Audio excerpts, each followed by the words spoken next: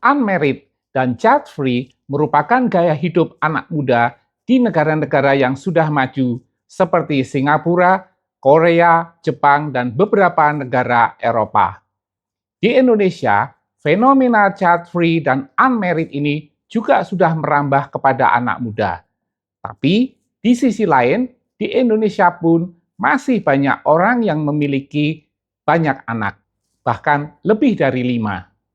Bagaimana dampak dari kedua fenomena yang sangat berbeda ini ditinjau dari aspek psikologi, sosial budaya, ekonomi, dan bagaimana dampak jangka panjang terhadap suatu negara?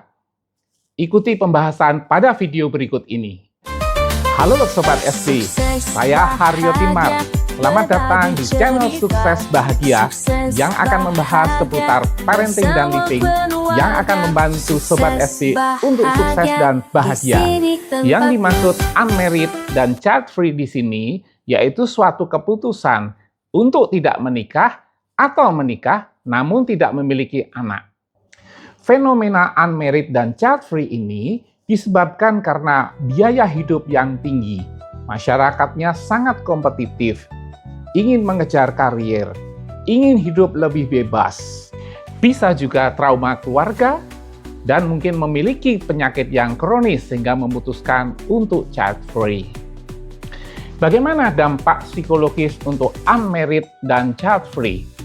Apabila keputusan unmarried dan child-free tadi diputuskan dengan sepenuh hati, tidak ada tekanan, dan tahu apa yang diinginkan dalam hidup, serta bertanggung jawab terhadap keputusannya, maka itu tidak ada efek negatif secara psikologis. Dampak sosial dan budaya, khususnya di Indonesia. Di Indonesia, orang tua mungkin belum bisa menerima kebiasaan seperti ini. Pasti pelaku unmarried atau child-free bakal dapat tekanan dari orang tua, kemudian juga di dalam masyarakat ada stigma tidak lengkap kalau tidak menikah. Selain itu, bisa terjadi konflik antar generasi. Biasanya generasi tua masih menginginkan anaknya untuk married dan mempunyai anak. Dari segi ekonomi, tidak ada masalah, karena malah tidak harus mengeluarkan biaya untuk anak. Dampak unmarried dan child-free bagi negara dalam jangka waktu yang panjang. Negara bisa kekurangan tenaga kerja produktif, sehingga mengganggu inovasi jangka panjang.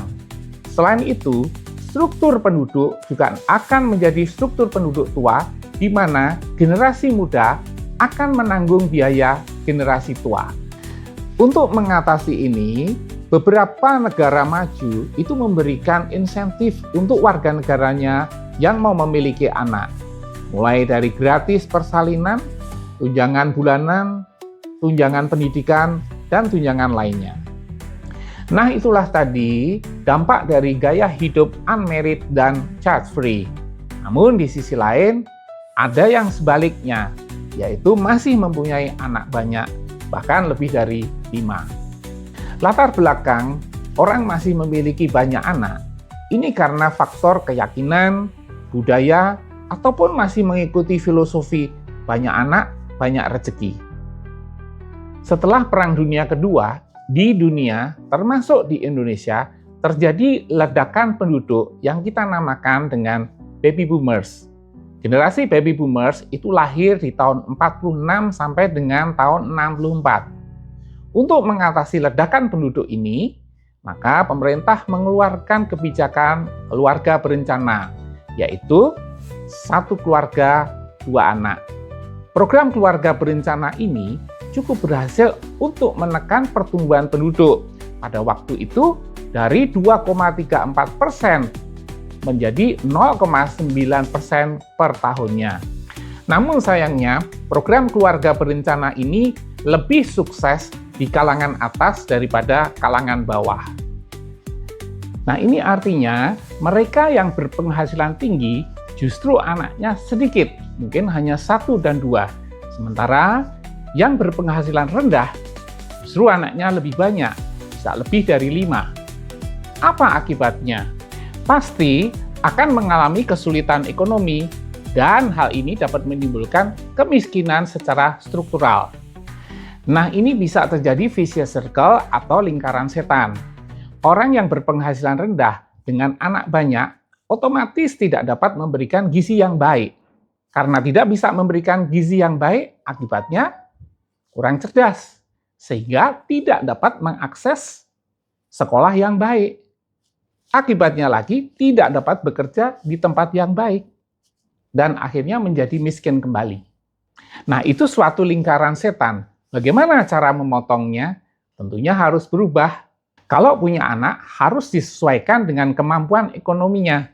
Karena anak bukan sekedar dilahirkan, tetapi anak harus dirawat dengan baik, diberi makanan dengan baik, dan diberikan pendidikan dengan baik, dan bisa mendapatkan penghasilan yang baik. Nah, disinilah yang dinamakan dengan kita memotong vicious circle tersebut. Kalau lingkaran setan ini tidak dipotong, maka akan berdampak luas, yaitu akan membebani negara. Negara harus mengeluarkan BLT ataupun subsidi-subsidi. Dampak sosial dari suatu kemiskinan, pasti tingkat kriminalitas akan tinggi. Ternyata, kedua fenomena unmarried, child-free, dan mempunyai anak banyak, itu mempunyai dampak negatif terhadap negara. Nah, itulah tadi gambaran tentang fenomena unmarried, child-free, dan banyak anak. Apabila Sobat SB mempunyai pendapat lain, silahkan berkomentar untuk kita diskusikan lebih lanjut. Sukses bahagia berbagi cerita. Sukses bahagia bersama keluarga. Sukses bahagia di sini tempatnya.